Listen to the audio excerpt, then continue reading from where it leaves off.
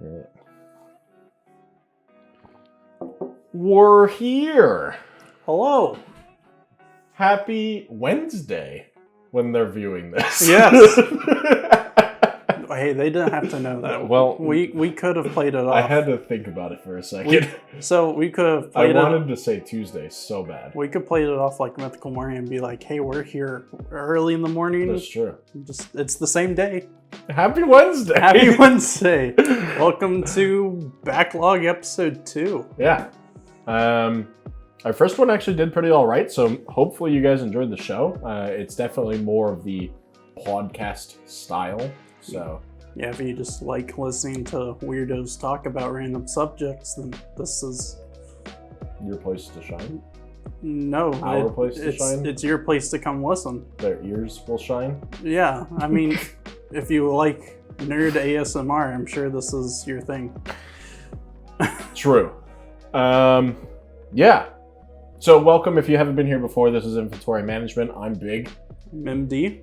And yeah, we have a show called Inventory Management Backlog now, where it's more of the podcast style. We just talk about tech and games because he works in tech and I work in games. So my question to you, is this the show after the show, or is this the show before the show?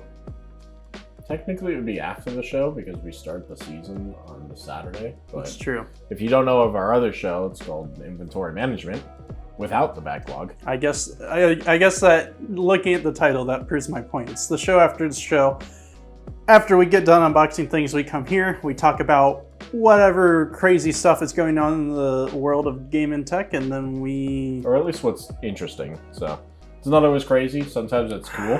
Hey man, I think this news story is pretty crazy. There's some crazy stuff. Yeah. So we'll see when we get into the meat of the discussion. Yeah. So we'll dive into it. Couple of smaller topics, probably just to start off some light. Right. Well, I guess this past weekend was TwitchCon Paris. So I just saw a lot of streamers getting attacked. That was what I got out of TwitchCon Paris. From the riots? I don't know from the riots in particular. I just know IRL streamers were walking and they would just get assaulted. And wow. I just saw a couple, it was maybe 3 clips of different streamers. They're just walking, you see someone in the background slowly keep on coming up. Next thing you know, the stream goes off, you know. I didn't see that. That's crazy. Yeah. I hadn't seen too much, and I think that's kind of why I wanted to bring it up, was that they started doing these TwitchCons in other countries, and Amsterdam was a big one. Yeah. That generated a lot of news. It was really interesting to a lot of people. And now this one was TwitchCon Paris, which happens to be right when the Paris riots are going on. So kind of crazy timing. Yeah. And I know of quite a bit of people who actually went to do this one. And I think it's because Paris and France, right? It's a good spot. It's a great tourist attraction. So maybe they thought, not that Amsterdam is any less of a tourist attraction. Everyone wants to go to Amsterdam, but everyone also wants to go to Paris. So yeah. I think the funniest thing that I saw for TwitchCon Paris, I don't know if you saw this, but the CEO was trying to get a girl into the convention. The CEO of Twitch? Yeah. Okay. His name is Dan. Yeah. I apologize. I don't think it was a girl. I think it was a they, them. And so he was trying to help them out, and specifically to go to the bathroom. Oh, okay. But they didn't have a badge. And so he goes up to the security guards and he's like, can I give them my badge so they can go in and use the restroom? He said, can I bring them along with me? They don't have a badge, but they need to use the restroom. And they're like, no, sorry, we can't do that. And they were like, that's the CEO of this whole convention. He's like, yeah, I'm the CEO of Twitch. And the security guards are just like, we can't do that. He's like, okay, I'm gonna give them my badge, and then they could go in as the CEO to use the restroom. It was so funny. If I was that person, I would just keep walking around the convention and keep the CEO waiting. It was absolutely hilarious to see it on Twitter. I did see a clip Do you know the streamer Esfand? Yeah. Oh, he went up to Pokemon. He went up to Pokemon and security was like, whoa, whoa, whoa. And she was just like... Well, he did a stunt. And so for those who don't know, the stunt he did was that he came up as like a crazed Pokemon fan.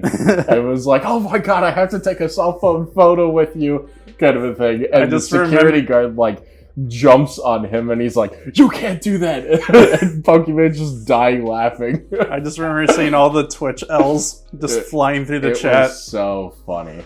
In both scenarios, the security officers were absolutely right. Hey, they're doing their job. Like, you're not supposed to let someone in the convention if they don't have a badge, even if someone claims to be the CEO, you know, because anyone could claim to be the CEO. Sure, kudos to them. So, it was pretty interesting. But that's like the most that I've seen out of it. It was just like, and that's basically TwitchCon though. It's like, it's very uneventful. It's super uneventful, especially in terms of games.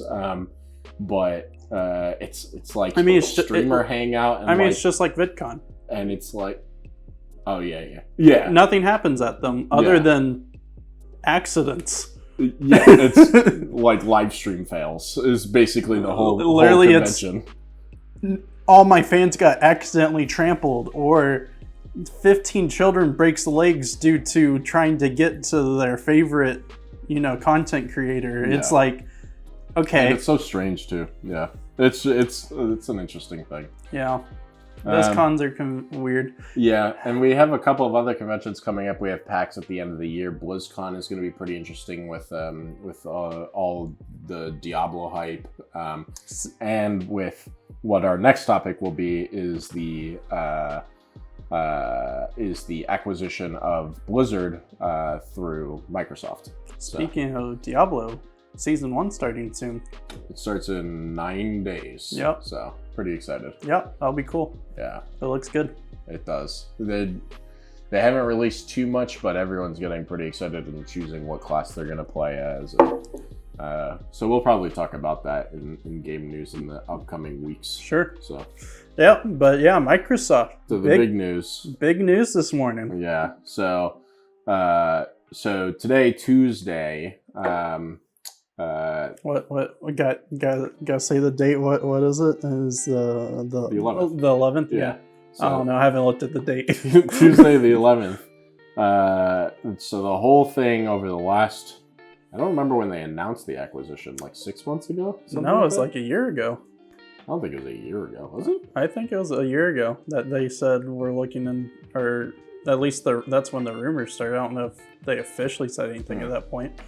Well, in either case, Microsoft wanting to acquire Blizzard Activision, which is massive. If you don't know, Blizzard Activision, creators of World of Warcraft, Diablo, Overwatch, and a bunch more. Call of Duty. Well, yeah. And so, they offered to acquire them for, I think it was $6 billion, or no, it was 68 point some odd billion. Is it? Yeah, because right? I don't know. On. Or was that Bethesda? Was that much?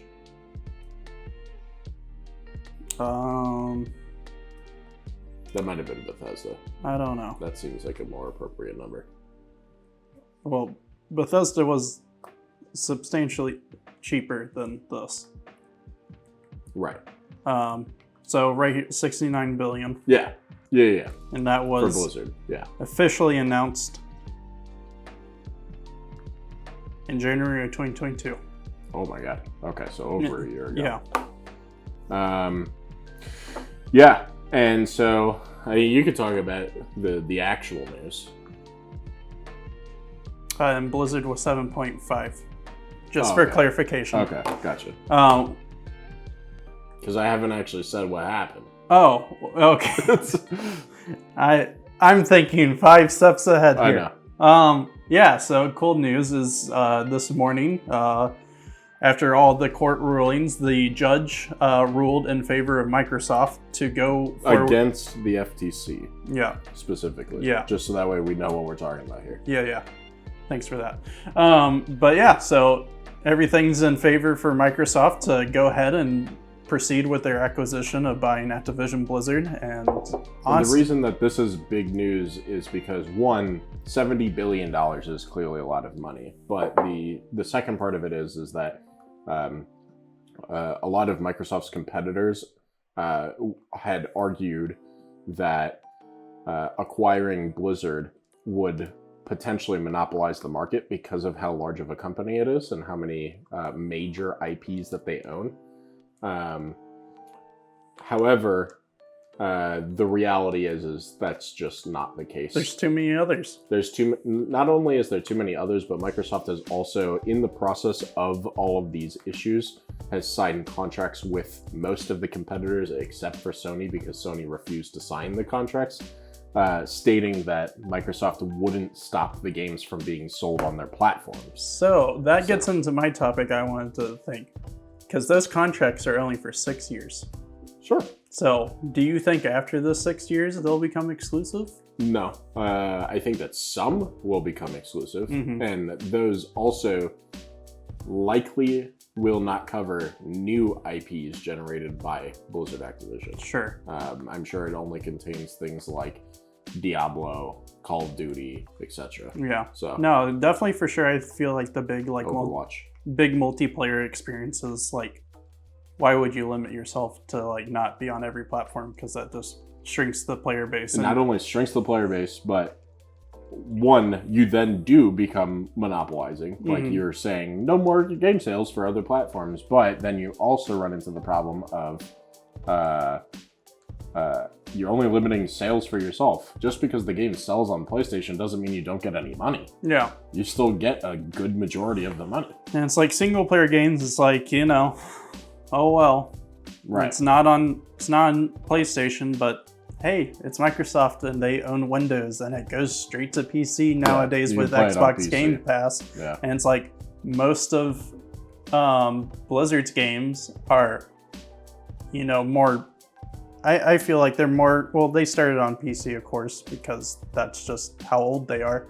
They feel more PC centric, whereas Activision seems a little bit more console centric, just with how those companies started. So it's like, nothing's really changing in that much. It's just slap a new owner and it's like, cool. Yeah.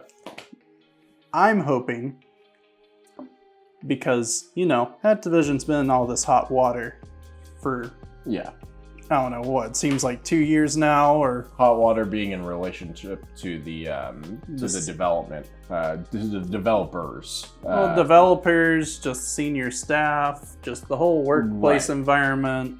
And that's probably the better word, is the workplace environment for Blizzard Activision has been very poor lately. They were a lot of sexual misconducts and representation issues and tons of favoritism problems and things like that. I'm definitely curious when that goes through, how much that will get shaken up. I'm sure it'll be pretty well. I mean, it might be already in the process of being shaken up, and a lot of like dismantling of those concerns. But I'm sure Microsoft will do pretty well on. They usually try to keep themselves out of the public eye when it comes to that kind of stuff. I mean, on top of which, it's not even just keeping out of the eye, it's that they actually do a lot. Like, they have the Women in Microsoft program and stuff like that. Well, that's what I'm saying, is they actively do things so they don't cause a stir. Like, their stirs are because of their business decisions, not how they treat their employers or employees. I'm excited. I can't wait to see what comes. Honestly, like, I think they said finalizing in July. Oh, interesting. I haven't read any articles This today. was from last year. Remember that everything was supposed to be finalized by July. I do remember that, but we'll see. I don't know if it got pushed. Or we'll see how it is. I mean, it's still mid-month, so I'm excited. I know a lot of people are kind of mixed bag. I'm personally totally down with it. I think it'll be great for the development of future Activision Blizzard games, because they'll have way more funding, a lot more resources, and Microsoft's pretty good about being true to their word. So if they're going to say that it's going to be on other platforms, it's going to be on other platforms. And Nothing's really going to change, and games are going to get better. So that's a win-win for everyone in my book. Yeah, I think that that they'll focus more on like exclusivities through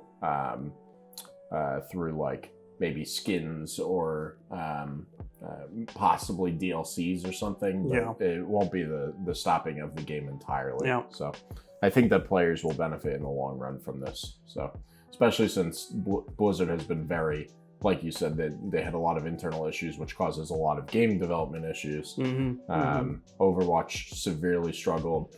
World of Warcraft has been in the dumps for a while. So maybe we'll start seeing some development turnarounds.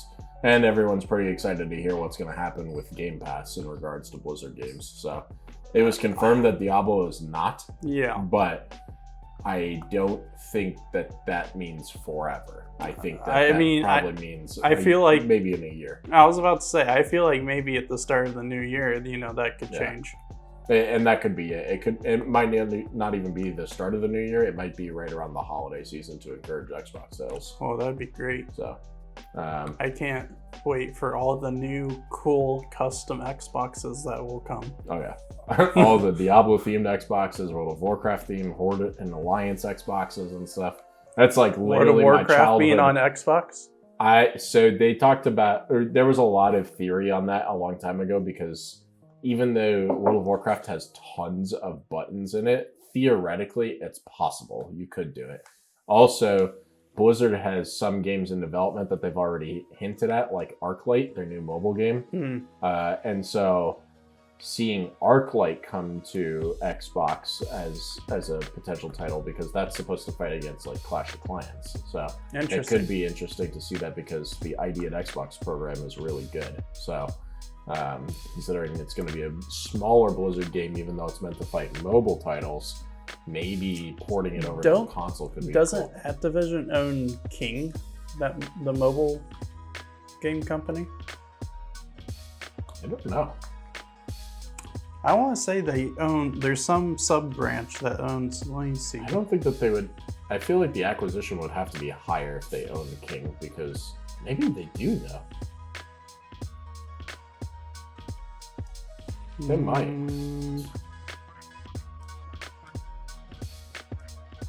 I feel like the acquisition would have to be higher though, because King makes a lot of money.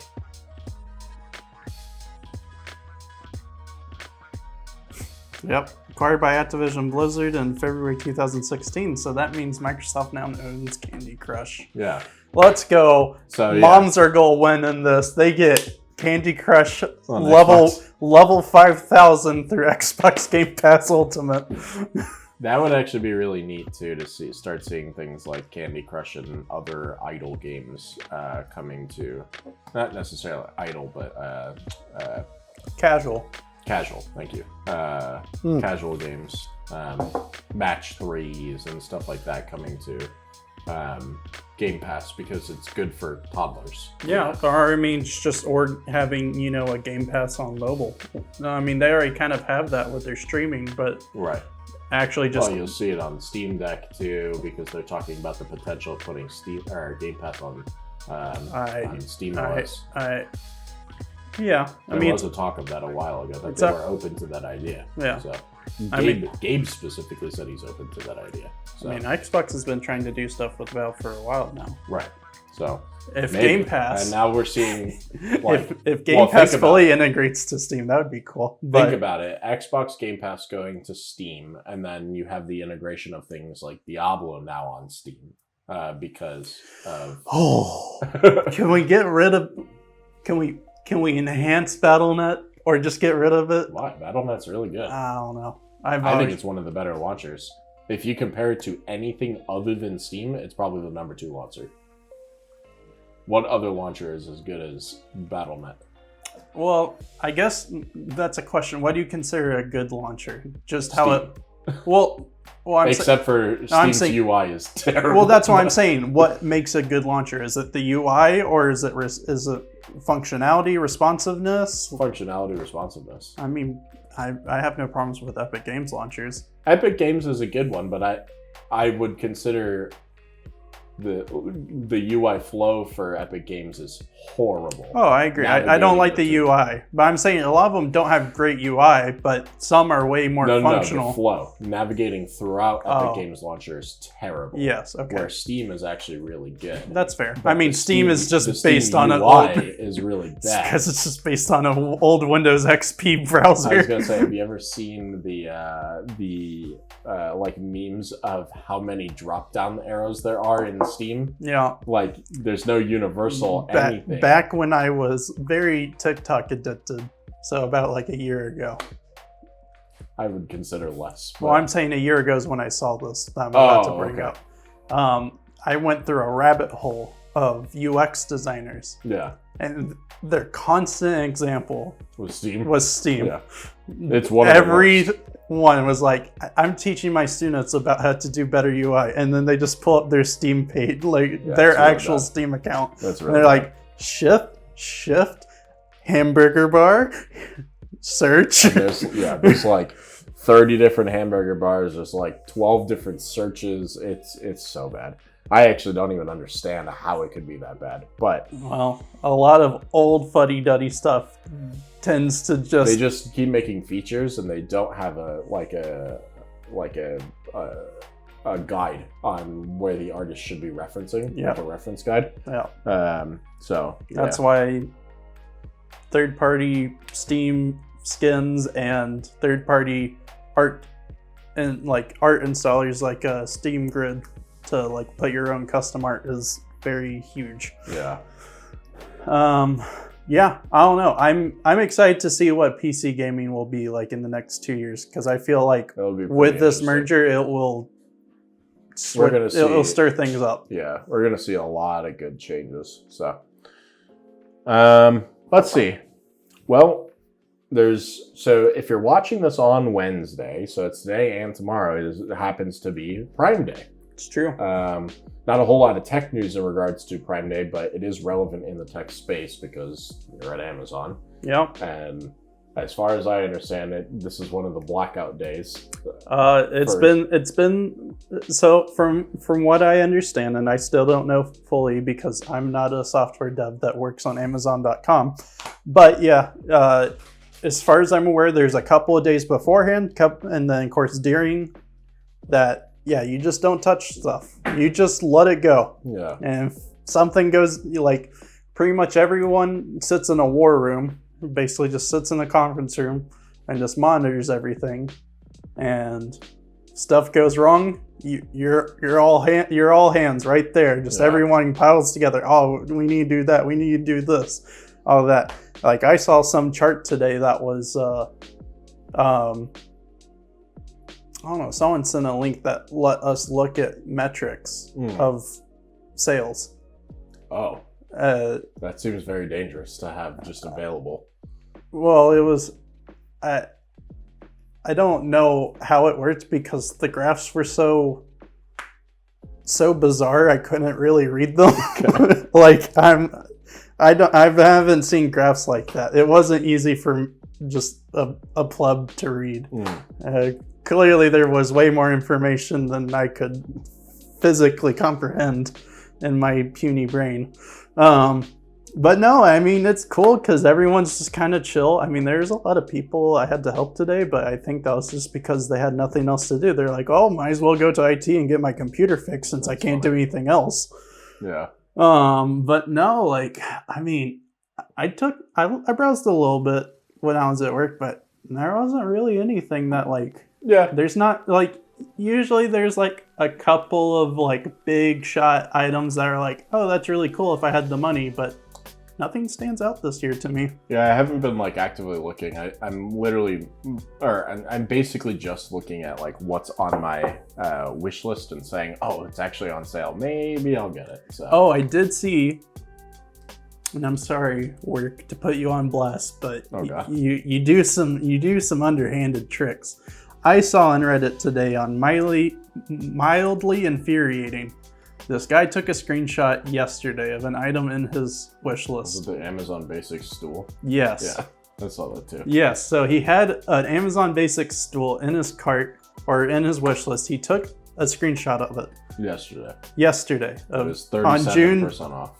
On June 10th, and the price tag was like 30 some odd dollars.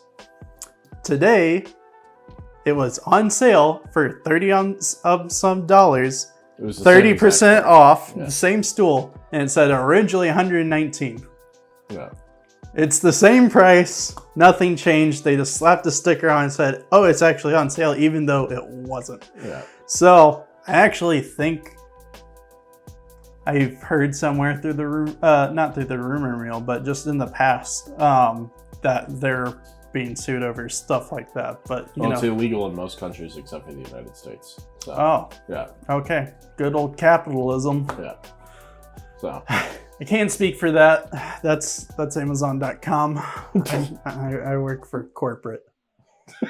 But yeah, hopefully you guys are able to find something. Yeah, I cool hope y'all get stuff. I was just check the biggest thing you could do when you're looking at sales on Amazon, and this is for the future always. If you ever see something on sale on Amazon or any other website, visit a website called Camel. Oh my god. Camel. Yeah. .com. Camel like cubed. The animal with camel, but you Yes. just type it 3 times, camel.com, And see that. and it shows you pricing graphs of up to even up to 3 years ago on the rate that it goes on sale, what its regular price is, and whether you should actually purchase an item or not. There's a new extension I recently found. It's called Vetted, VETTED. Okay. And so it does that, has the price graphs and all this, but it also pulls open a side window and it gives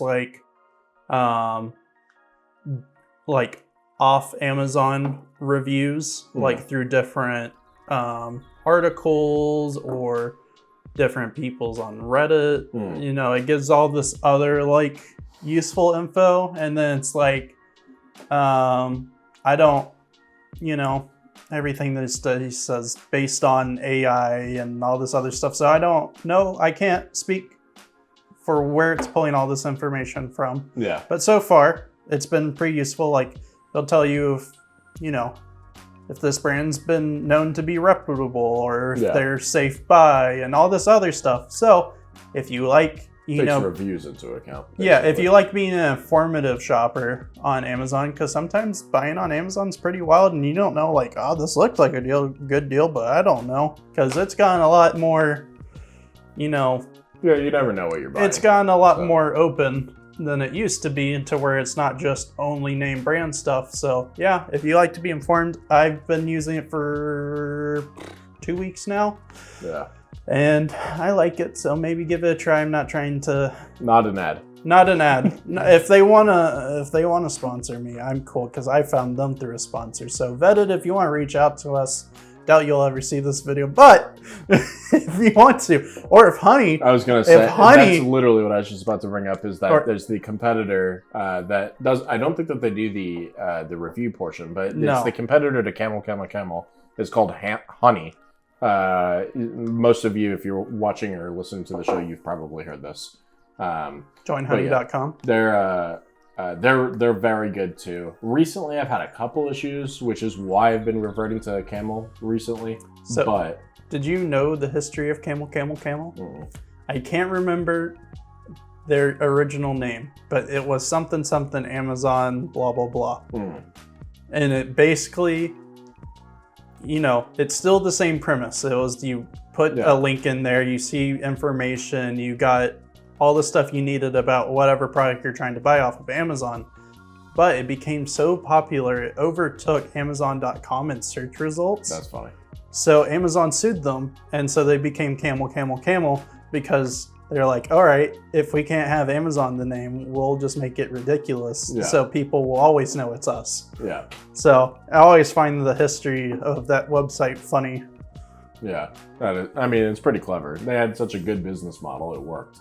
It actually overtook the main company. So let's see. So yeah, Prime Day, TwitchCon, Microsoft. Yeah, so I guess I just wanted to make sure we touched on a couple of game things in here too. Mm-hmm. Yeah, other than Diablo Season 1 that's coming out, I've been paying attention to some small games that people are playing a lot more of.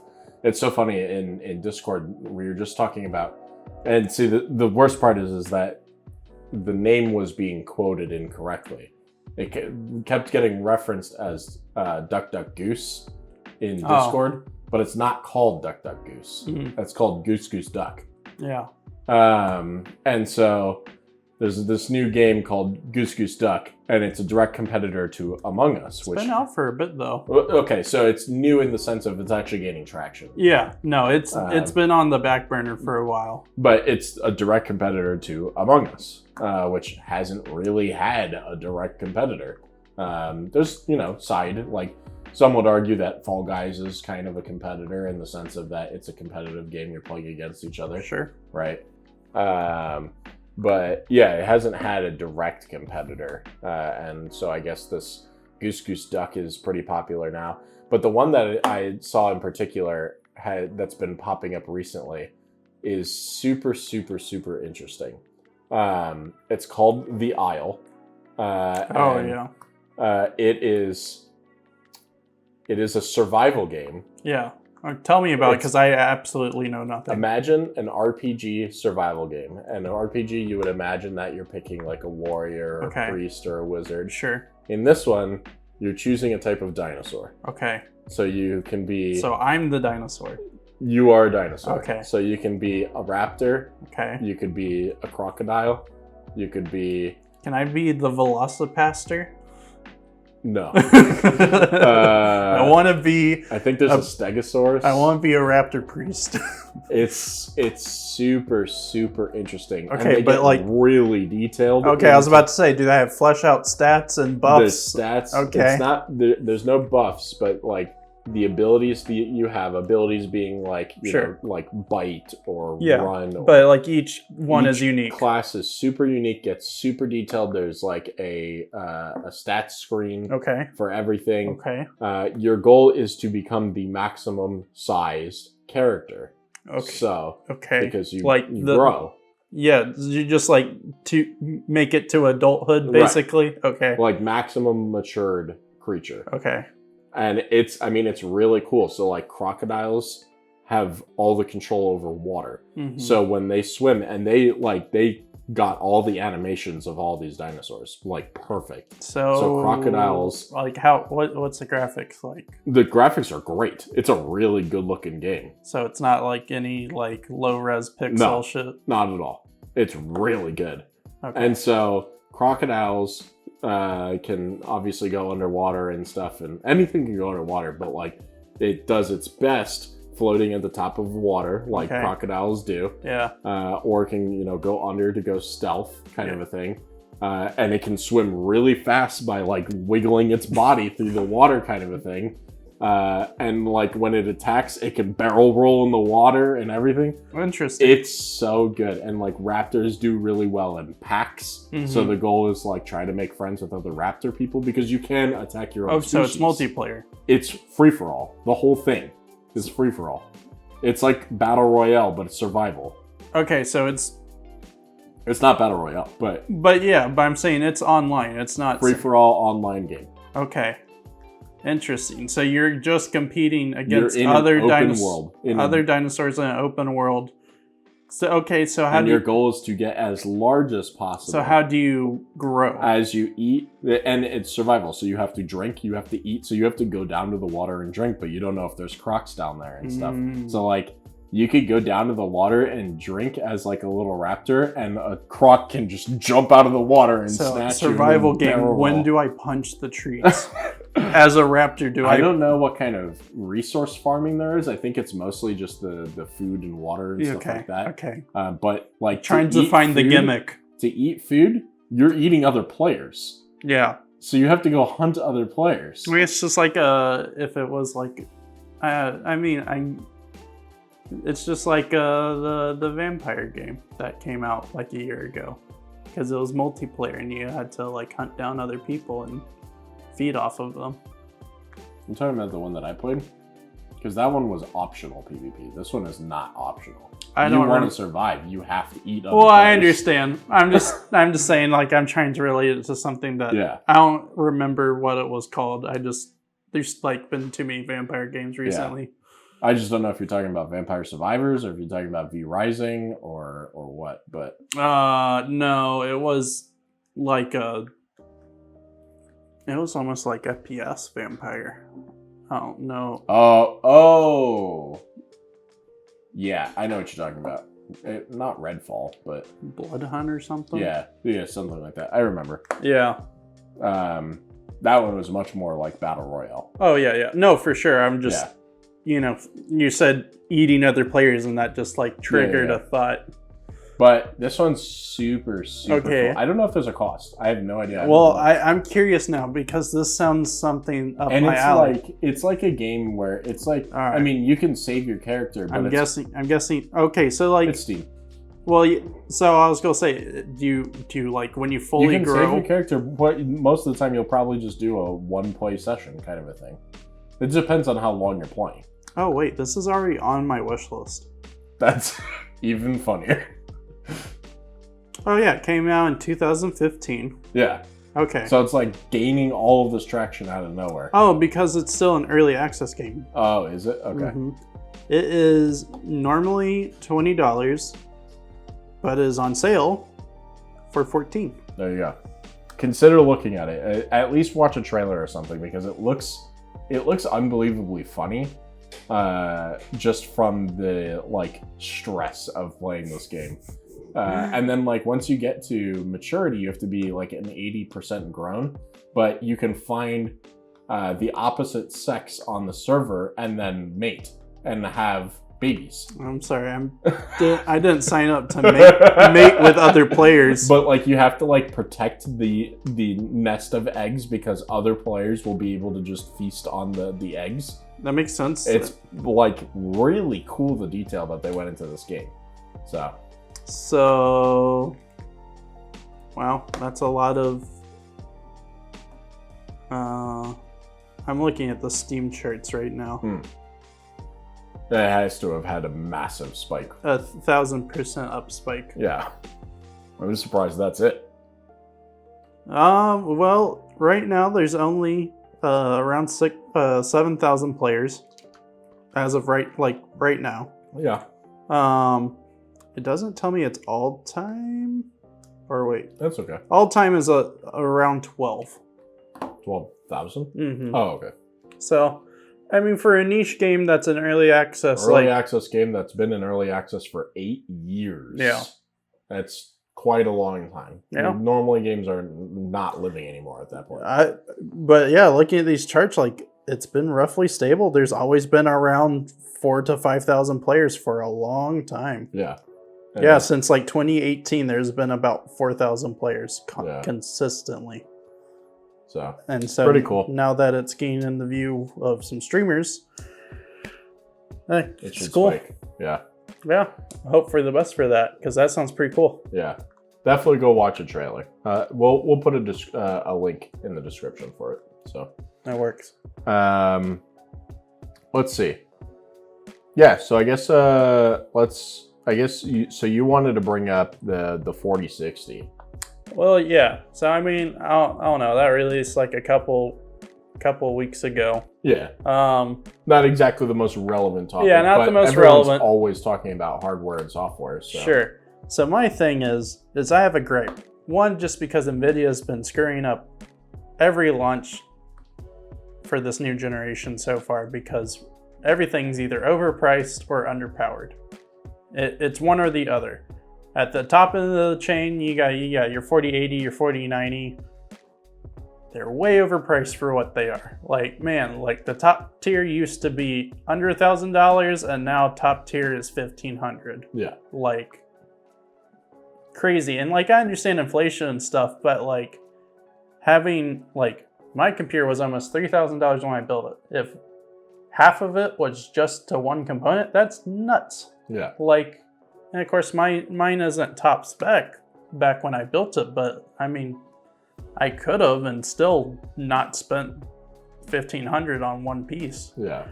But yeah, now when it gets to the low end, it's underpowered, and they're relying on all their gimmicky software to be like, oh, well, if you enable all this stuff, then it's technically better than last generation. So like my biggest thing is like the 4060, when it's raw performance and you don't turn on like, for their new stuff, it's like DLSS 3, and they have like this new like frame generator and all this other, you know, AI stuff to help performance. But when you look at it bare metal, spec to spec, last gen outperforms it. And it's like, so why you give me a worse product just so you can sell me your free software? For the people that aren't staring that hard and will shell out the money. I know, but it's like, I can go to higher end on last gen, pay the same amount of money, and double the performance. Yeah. And it's just, which is probably what a lot of people are trying to do. A lot of gamers I would do it. A lot of gamers right now are speaking with their wallets and not buying the new stuff. And a lot of the reviewers are just saying, hey, don't buy this. This is bad. Yeah. Like, everyone's being pretty brutally honest. They're like, hey, like, if you're in the market for the new, then sure, it's okay. But like, your money's better spent buying last gen. Yeah. Or if you really want good stuff, go higher up the chain and buy the bigger stuff. Because the 4080 and 4090 are great. They're great cards. And if you're playing, you want 4K games and you want 120 frames, yeah, go for that 4090, go for the 4080.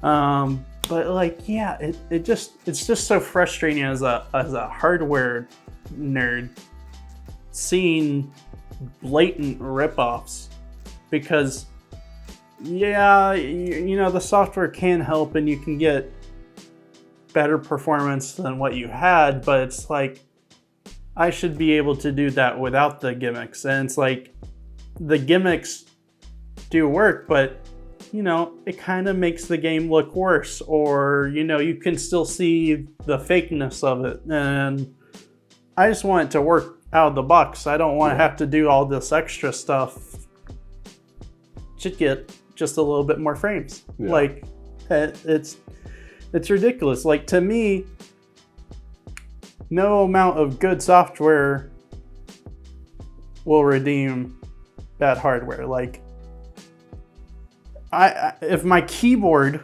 has the best RGB software and the best macro keys and all that, if I click it and I hate how it feels, I'm still not going to want to type on it. Another keyboard. Exactly. Yeah. Like, and that really will come down to it. A lot of it will be figuring out where's the acceptable on both sides. Like, how can I spend less money and get a product that's as functional as it should be for that price range, while bringing on the software and being okay with the software. Yeah, and, you know? and I would be, I don't know. Like, it's just, I don't even have good words. It frustrates me to know that. Oh, sure, yeah. Like, I pray that NVIDIA, you know, next generation, which they've already said won't be coming out until 2025. Yeah.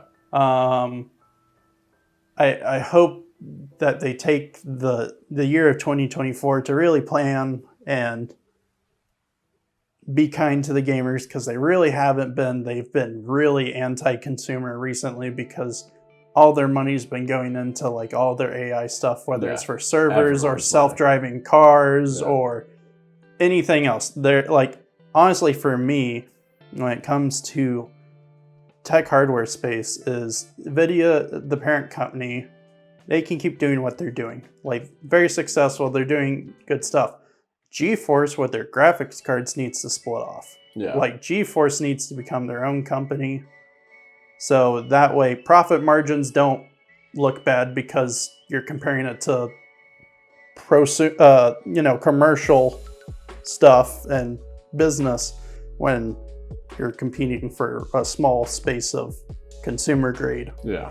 It just needs to be separated. GeForce is great. I love them. They make good products. They listen to gamers, but man, right now they're crumbling under the overpressing weight of the parent company and just can't have to make these dumb decisions and calls. Yeah, and I mean, I think you said it from the start. I think that the consumer voting with their wallet is going to make a huge difference.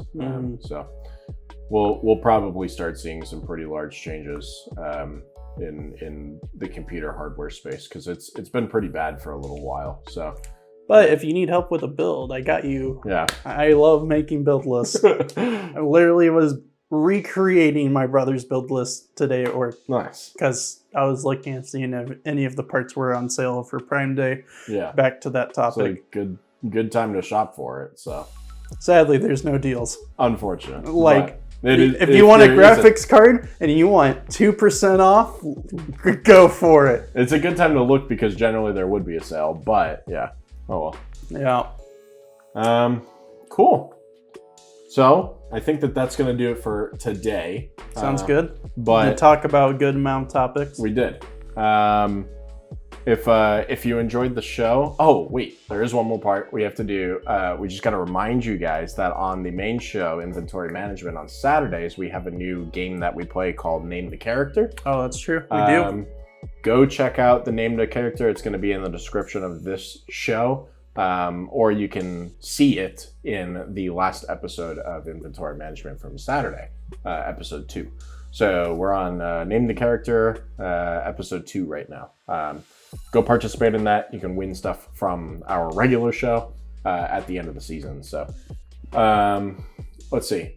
Yeah, if you enjoyed the show, give us a follow, subscribe on YouTube, tell us that you watched or you listened on Spotify or Google or Apple or wherever you're listening, because it goes out everywhere. Yeah, comment in the YouTube. Definitely comment sections, and we've been replying to all of the YouTube comments because we wanted to be more on top of that this season. So let us know that you watched or listened, and leave some feedback on one of the topics that you enjoyed. Yeah, I was about to say, if one of those struck a nerve, or if one of those really piqued your interest, tell us. Yeah, let's chat about it. Yep. And if you ever want to suggest a topic for a future episode, join the Discord and let us know there. Yeah, we can discuss topics in there and form a list for the next week. And yeah, if you see cool articles, or just share them. Yeah, just share them, and we'll look into them. I'm always a sucker for a good article read if the topic's right. So yeah, give feedback, submit stuff. We're open to suggestions. Yep. And then finally, if you want to support us in being able to help fund the show, because we spend a lot of money on the show, you can always subscribe in the Discord or donate on Ko-Fi. Yep. Both of those links are in the description. You get your name up here if you subscribe on the Discord. Yeah, join the Scrabble board. The Scrabble board. And you'll see those people's names in the next screen as well. So if you're watching on YouTube, if you're listening, you won't see them, but I promise you, they're there. It's true. You You might hear a faint whisper of them in the static. You just gotta really listen, though. Like, turn your headphones up to 101. Don't do that. All right, guys. Have a great week. We'll see you Saturday for episode 3 of Inventory Management, and the Backlog 3 next week. Yep. Thanks, guys. Goodbye. Bye-bye. Goodbye. Look, those are the names. They're right there. They're right there. In the whispering. Help me. Oh, no. They took my money. Oh, God. Goodbye.